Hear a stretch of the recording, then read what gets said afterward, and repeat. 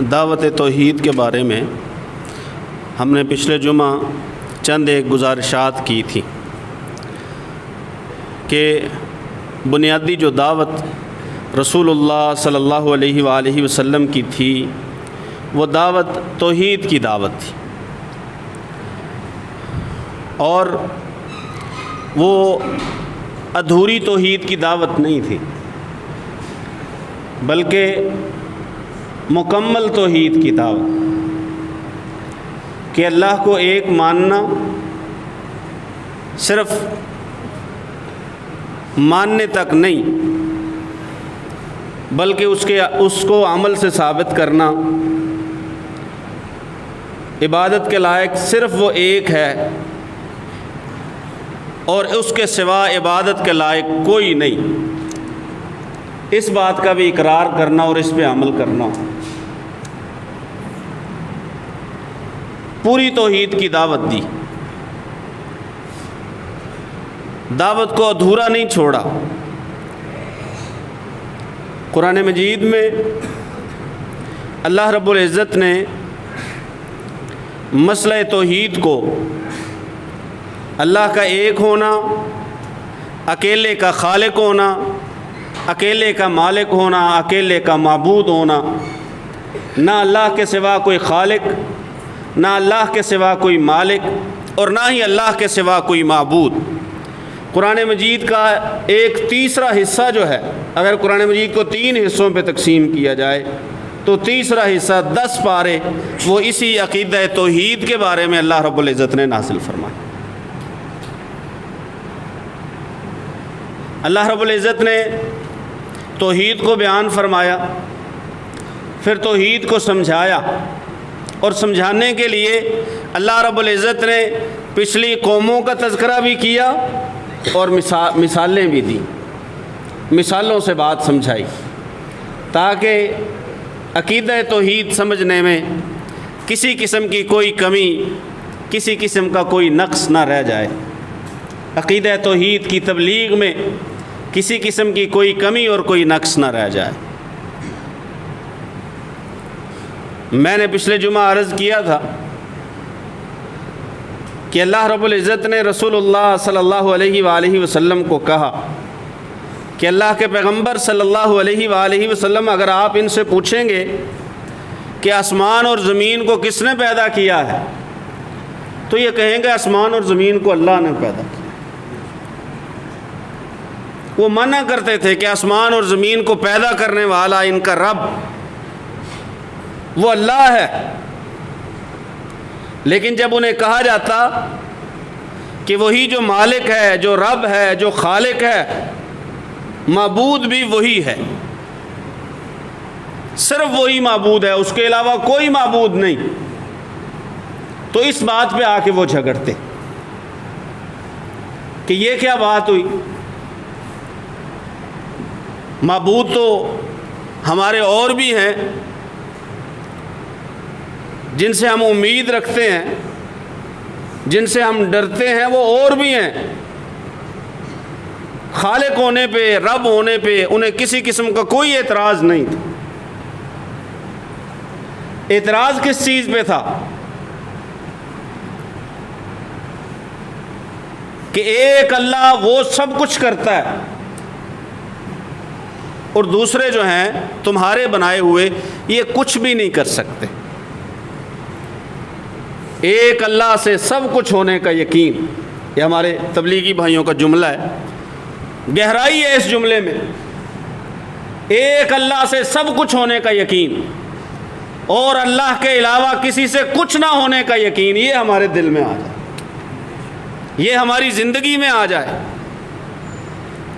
کہ سب کچھ وہ ایک اللہ کرتا ہے اور اللہ کے سوا کوئی جو ہے وہ کچھ بھی نہیں کر سکتا۔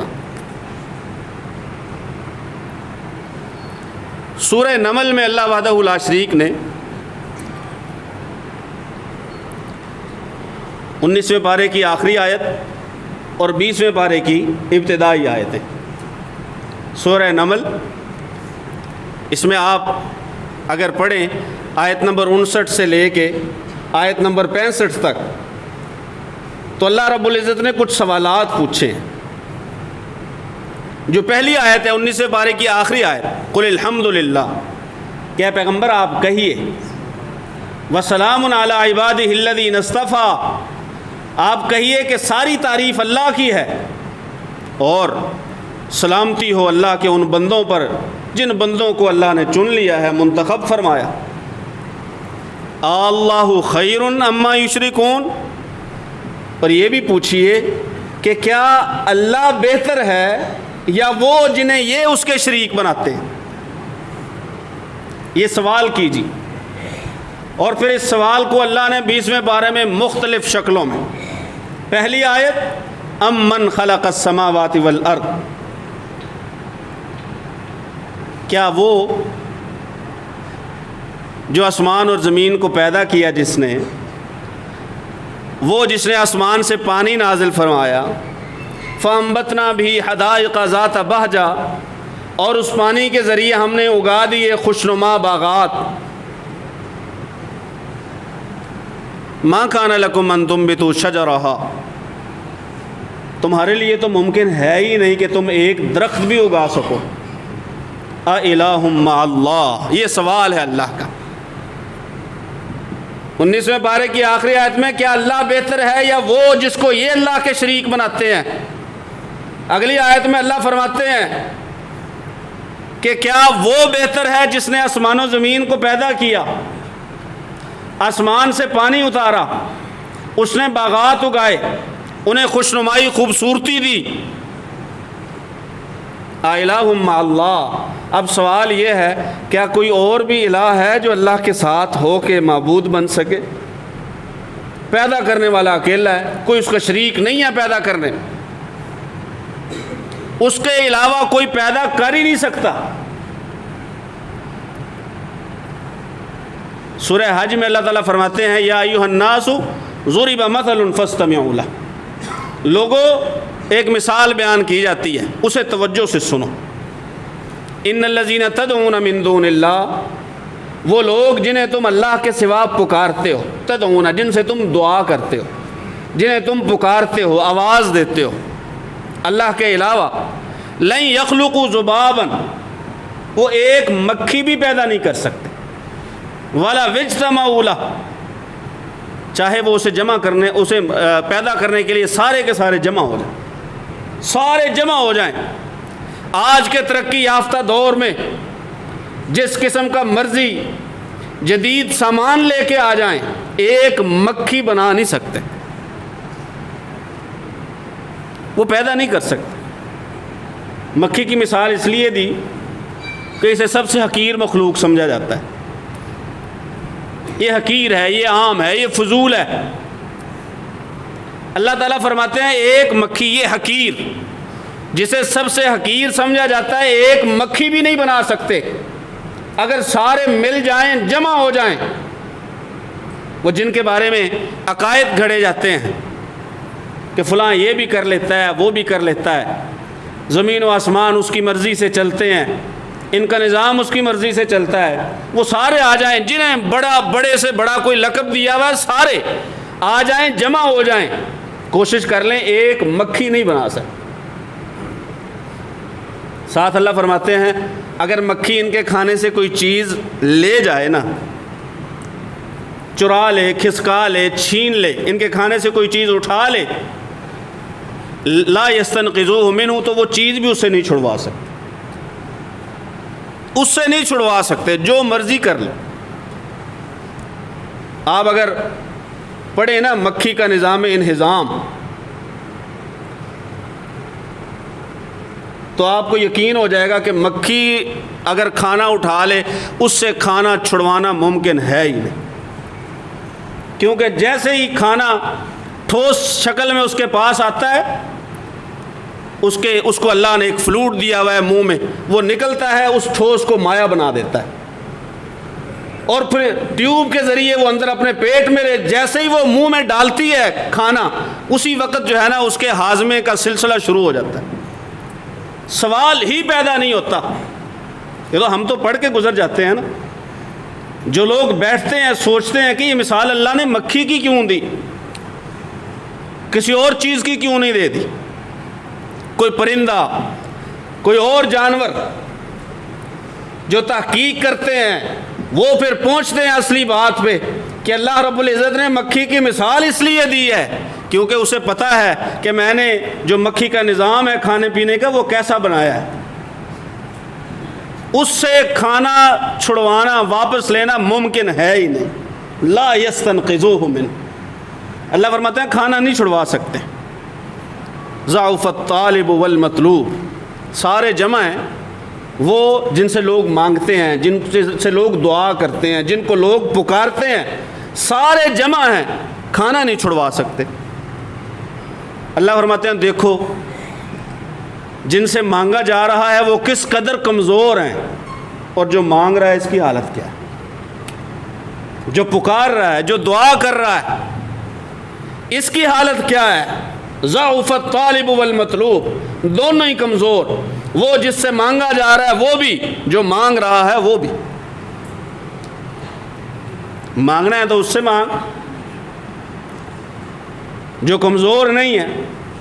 ارباب متفرقون خیر ام اللہ الواحد القہار، یوسف علیہ السلام جیل میں ہیں، دو قیدیوں نے اپنے اپنے خواب کی تعبیر پوچھی، انہوں نے کہا جو خواب کی تعبیر ہے نا وہ کھانا آنے سے پہلے جو ہے نا وہ بتا دوں گا، لیکن پہلے میری بات سنو۔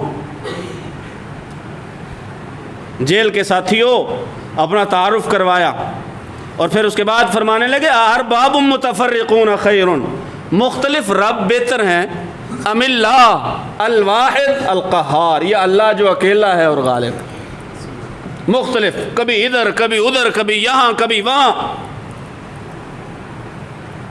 کبھی ان کے در کبھی ان کے در، کبھی در بدر، غم عاشقی تیرا شکریہ ہیں، ہمیں کہاں کہاں سے گھما دیا، کبھی ادھر کبھی ادھر پھر رہے ہیں مارے مارے۔ کیا اللہ پہ یقین نہیں ہے؟ الیس اللہ بکاف عبدا، کیا اکیلا اللہ اپنے بندے کو کافی نہیں ہے؟ سوال ہے اللہ کا، کیا اکیلا اللہ اپنے بندے کو کافی نہیں ہے؟ زندہ کرتا ہے، مارتا ہے، رزق کا بندوبست کرتا ہے، کیا وہ کافی نہیں ہے اس کی مشکلات ٹالنے کے لیے؟ ایک اکیلا اللہ، یہ اللہ سوال پوچھتا۔ اور وہ معاشرہ جسے ہم مشرکین کا معاشرہ کہتے ہیں، جو حالت شرک میں مر گئے، ان کا جہنم میں جانا پکا ہے، طے ہے، ان کے پاس ان چیزوں کا کوئی جواب نہیں تھا سوائے ضد کے، ہٹ دھرمی کے۔ افسوس اس بات کا ہے کہ آج کے کچھ مسلمانوں کے پاس اس کا جواب ہے، وہ کہتے ہیں ہاں اور بھی ہیں۔ جب کہا جاتا ہے کہ اللہ کے سوا کوئی زندہ نہیں کر سکتا کسی مردہ کو، وہ کہتے ہیں نہیں ہمارے پاس ہیں۔ ایک صاحب شیخ عبد القادر جیلانی، غوث پاک، ان کے پاس جواب ہے۔ ایسی آیتیں، ایسے دلائل جن کا مشرکین مکہ بھی جواب نہ دے سکے، لاجواب ہو گئے، یہ کہتے ہیں نہیں جی ہمارے پاس ہے۔ اللہ پوچھتا ہے سوال، امن جعل الارض قرارا وجعل خلالها انہارا وجعل لها رواسی وجعل بین البحرین حاجزا االہ مع اللہ، کیا وہ بہتر ہے جس نے زمین کو رہنے کی جگہ بنا دیا اور زمین میں اس نے نہریں جاری فرما دیں اور اس نے پہاڑ گاڑ دیے اور دو سمندروں کے درمیان اس نے ایک آڑ، ایک پردہ لگا دیا،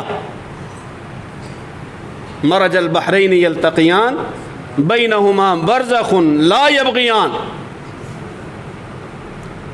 دو دریا آپس میں ملتے بھی ہیں لیکن بیچ میں پردہ ہے، اس پردے کو کراس نہیں کر سکتے، لا یبغیان، اس سے تجاوز نہیں کر سکتے، گزر نہیں سکتے، جو ادھر ہے وہ ادھر رہے گا، جو ادھر ہے وہ ادھر رہے گا۔ اللہ پھر پوچھتے ہیں الہ مع اللہ، یہ جس نے زمین بنائی، زمین میں نہریں، پہاڑ، کیا اس کے ساتھ مل کے اور بھی کوئی معبود ہے؟ اگلی آیت توجہ کے لائق، امن یجیب المضطر اذا دعا، کیا وہ رب جو قبول کرتا ہے کس کی؟ المضطر، مجبور کی، لاچار کی، بے چارے کی، امن یجیب المضطر، وہ جو مشکل میں پھنسے، بے کس اور لاچار کی دعا کو، جب وہ دعا کرتا ہے اس کی دعا کو قبول کرتا ہے جب بھی وہ اسے پکارے، وَيَكْشِفُ السُّوءَ، اور پھر اس تکلیف کو دور بھی کرتا ہے، تکلیف دور کرنے پر بھی قادر ہے، وَيَجْعَلُكُمْ خُلَفَاءَ الْأَرْضِ، اور یہ جو زمین میں ایک دوسرے کے جانشین تمہیں بنایا ہے، یا کچھ زمینوں کے مالک تمہیں بنایا ہے دوسروں کے بعد، یہ بھی اسی نے بنایا ہے۔ امن یجیب المضطر اذا دعا، اب سوال ہے کیا وہ بہتر ہے کہ جو مجبوروں کی دعا سنتا ہے؟ مجبور اور لاچار ہو ایک بندہ اور پکارے اور آواز دے کہ میں مجبور ہوں، میں پھنس گیا ہوں، ساری دنیا سے مایوس ہوا،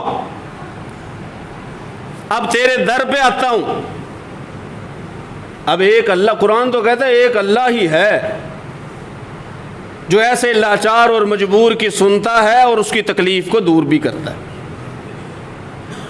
قرآن کہتا ہے ایک اللہ ہے، بلکہ مشرکین مکہ کی حالت بیان کرتے ہوئے اللہ وحدہ لا شریک فرماتے ہیں کہ جب تم کہیں پھنس جاتے ہو نا سمندر کے درمیان پھنس گئے، بھنور آ گیا، طوفان آ گیا، کشتی اور جہاز ڈوبنے کا خطرہ پیدا ہو گیا، ظل من تدعون الا ایاہ، تم ایک اس کو پکارتے ہو، پھر اس کے علاوہ جتنے ہیں جو تم جنہیں پکارتے ہو عام حالات میں انہیں تم بھول جاتے ہو۔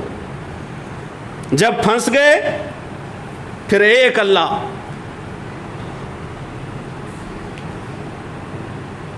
ابو جہل کا بیٹا اکرمہ فتح مکہ کے بعد نہ بھاگ پڑا کہ یہاں سے نکل جاؤں، کہیں اور چلا جاؤں، کشتی میں سوار ہو گیا، کشتی میں سوار ہوا، کشتی بھنور میں پھنس گئی۔ اب اللہ نے کہا کہ یہاں الگ الگ خداؤں کو نہ پکارو، کیونکہ یہاں سے اگر کوئی بچا سکتا ہے تو وہ ایک ہے، ایک اللہ ہے جو یہاں سے بچا سکتا ہے، اس کے سوا کوئی نہیں ہے، نہ کوئی کام آئے گا۔ اکرمہ کہنے لگے میں نے پھر دل میں سوچا جو یہاں بچا سکتا ہے وہاں باہر خشکی میں بھی وہی بچا سکتا ہے۔ رسول اللہ صلی اللہ علیہ وسلم کی دعوت توحید وہ سچی ہے کہ اور کوئی تمہارے کام نہیں آتا سوائے اللہ کے۔ جب تم پھنس جاؤ، مجبور ہو جاؤ، ایک اللہ سنتا ہے، وہی قبول کرتا ہے، وہی مدد کرتا ہے، وہی عطا کرتا ہے، وہی مشکلوں سے نکالتا ہے۔ کہنے لگے میں نے تہیہ کر لیا، اگر یہاں سے زندہ واپس گیا نا تو اللہ کے رسول کے ہاتھ میں ہاتھ رکھوں گا۔ بچ گیا، وہاں سے آیا، مسلمان ہو گیا کہ اسے بات سمجھ آ گئی کہ جو دعوت توحید رسول اللہ صلی اللہ علیہ وسلم نے دی ہے، ایک اللہ، خالق بھی، مالک بھی، معبود بھی اور مددگار بھی۔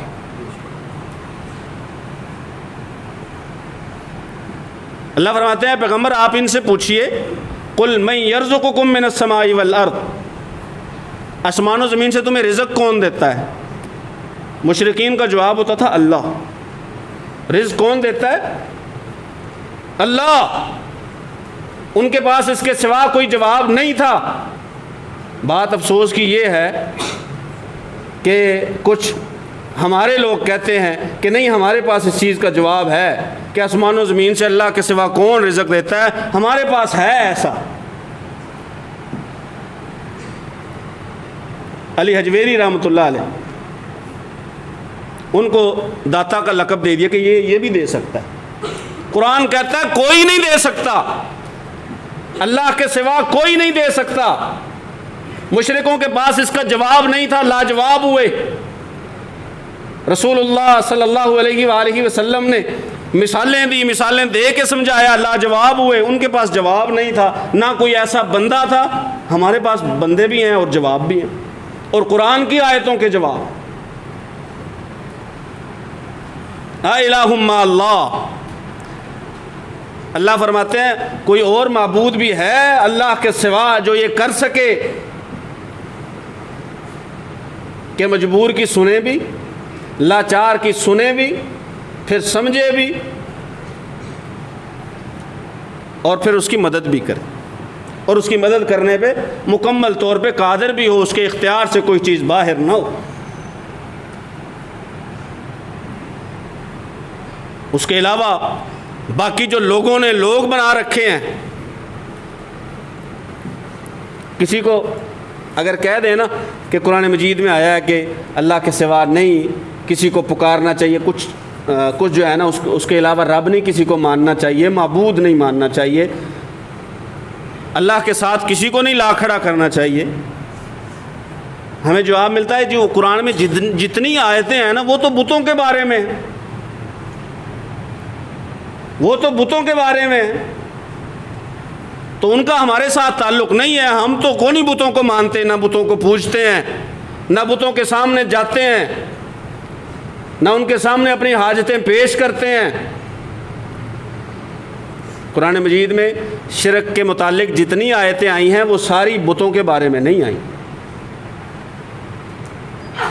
اللہ رب العزت نے جہاں پہ عیسائیوں کو مشرک کہا ہے، اللہ تعالیٰ نے کیا فرمایا ہے کہ وہ بتوں کو پوجا کرتے تھے۔ لَقَدْ كَفَرَ الَّذِينَ قَالُوا إِنَّ اللَّهَ هُوَ الْمَسِيحُ ابْنُ مَرْيَمَ، وہ عیسیٰ بن مریم کو اللہ کہا کرتے تھے۔ سنائیں بھئی، عیسیٰ بن مریم بت تھے۔ وقالت اليہود عزیر ابن اللہ وقالت النصارى المسیح ابن اللہ، یہودی عزیر کو اللہ کا بیٹا، اور عیسائی عیسیٰ بن مریم علیہ السلام انہیں اللہ کا بیٹا کہا کرتے تھے۔ اتخذوا احبارهم ورهبانهم اربابا من دون اللہ، اللہ فرماتے ہیں یہ ایسے لوگ تھے یہود و نصارہ کہ انہوں نے اپنے مشائخ کو، علماء کو اپنا رب بنا لیا تھا، اللہ کو چھوڑ کر، اللہ کو چھوڑ کر۔ راہب تارک دنیا، رہبان اس کی جمع ہے، تارک دنیا جو بالکل دنیا سے الگ تھلگ ہو جائے، ایک سائڈ پہ بیٹھ جائے۔ وَرُهْبَانَهُمْ احبارہم، علماء مشائخ ان کے صوفیاء کرام بالکل دنیا سے الگ تھلگ جو ہو جاتے تھے، انہیں رب بنا لیا کرتے تھے، اللہ کو چھوڑ دیا کرتے۔ سوال وہی ہے، کیا ان کے علماء، ان کے مشائخ بت ہوا کرتے تھے؟ بت نہیں تھے، انسان ہوا کرتے تھے، جیتے جاگتے انسان، یا دنیا سے جا چکے دفن شدہ انسان۔